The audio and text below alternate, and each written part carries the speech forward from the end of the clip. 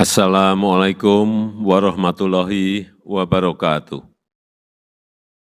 Hari ini saya memimpin rapat terbatas tentang persiapan mudik menjelang Hari Raya Idul Fitri 1443 Hijriah. Menimbang kondisi pandemi COVID-19 yang terkendali, tahun ini pemerintah kembali membolehkan perjalanan mudik.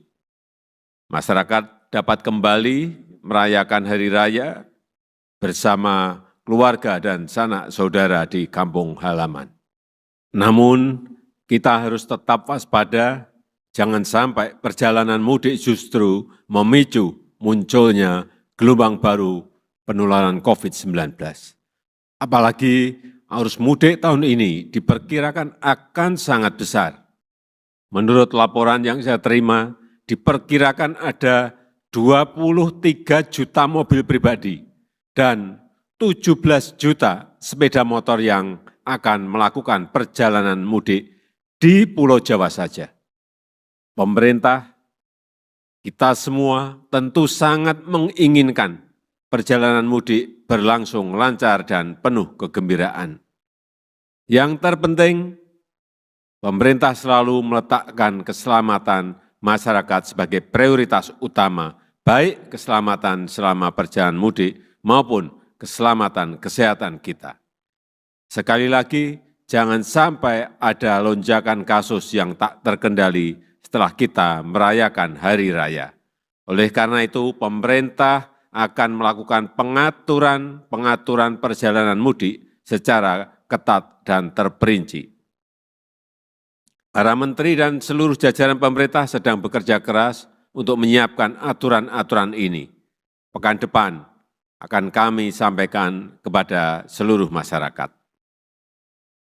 Hal lain yang perlu saya sampaikan pada 13 April 2022, saya telah menandatangani peraturan pemerintah tentang pemberian THR dan gaji ke-13 untuk seluruh ASN, TNI, Polri, ASN daerah, pensiunan, penerima pensiun dan pejabat negara, serta tambahan tunjangan kinerja 50% untuk ASN, TNI, dan Polri aktif yang memiliki tunjangan kinerja.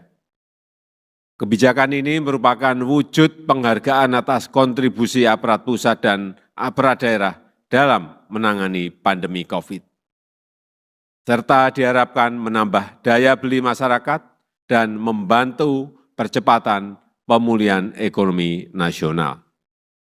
Ketentuan lebih lanjut mengenai teknis pemberian THR dan gaji ke-13 ini akan diatur dengan Peraturan Menteri Keuangan untuk yang bersumber dari APBN dan Peraturan Kepala Daerah untuk yang bersumber pada APBD. Terima kasih. Wassalamualaikum warahmatullahi wabarakatuh. Media yang saya hormati, pandemi COVID-19 dan kebijakan pembatasan kegiatan usaha dalam rangka mencegah penularan COVID-19 telah berdampak terhadap pelaksanaan hubungan kerja antara pengusaha dengan pekerja atau buruh yang mempengaruhi pelaksanaan sistem kerja dan pengupahan, termasuk dalam hal pembayaran THR keagamaan pada tahun 2020 dan tahun 2021 yang lalu.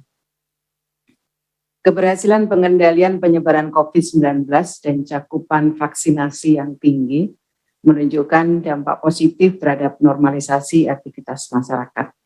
Dalam konteks ketenagakerjaan, langkah-langkah pemulihan ekonomi nasional yang dilakukan pemerintah semakin memperkuat kelangsungan bekerja dan berusaha, serta menurunnya tingkat pengangguran. Sehubungan dengan kondisi tersebut, semestinya telah meningkatkan kemampuan perusahaan untuk memenuhi hak-hak pekerja atau buruh, termasuk pembayaran THR keagamaan tahun 2022 ini.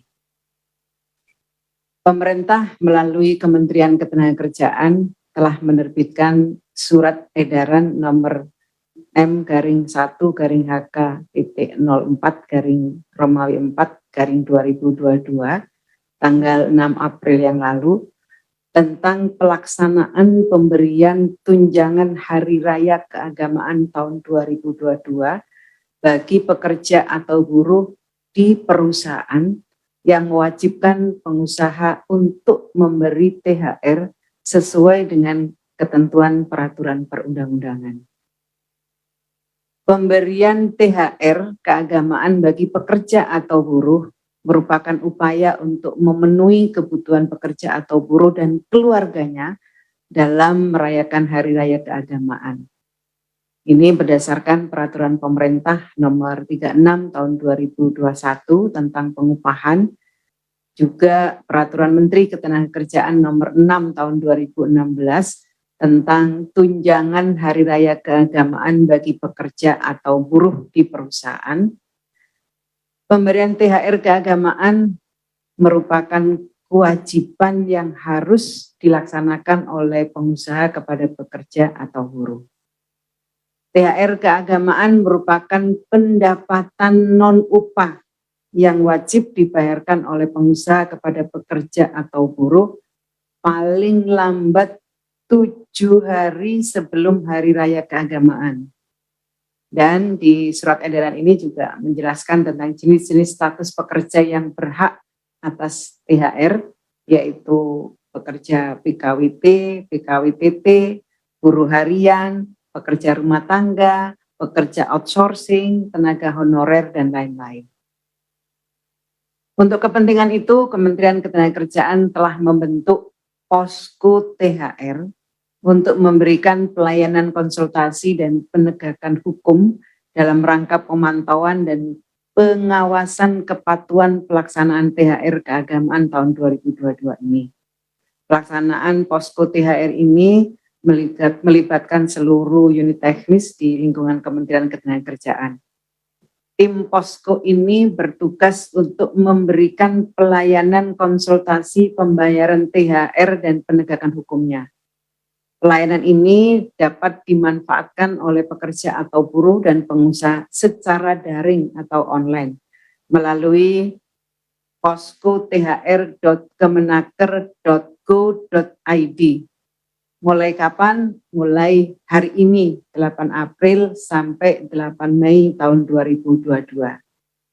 Bagi yang ingin melakukan pengaduan atau konsultasi secara fisik, kami juga fasilitasi di Posko THR Kementerian Ketenagakerjaan yang ini menyatu dengan fasilitas pegawai pengelola informasi dan data atau PPID Kementerian Ketenagakerjaan. Kami akan memfasilitasi jika teman-teman pengusaha, teman-teman pekerja jika ingin melakukan pengaduan secara langsung. Namun kalau dilihat dari data memang data Posko THR tahun 2022 lebih banyak teman-teman memanfaatkan Posko secara online.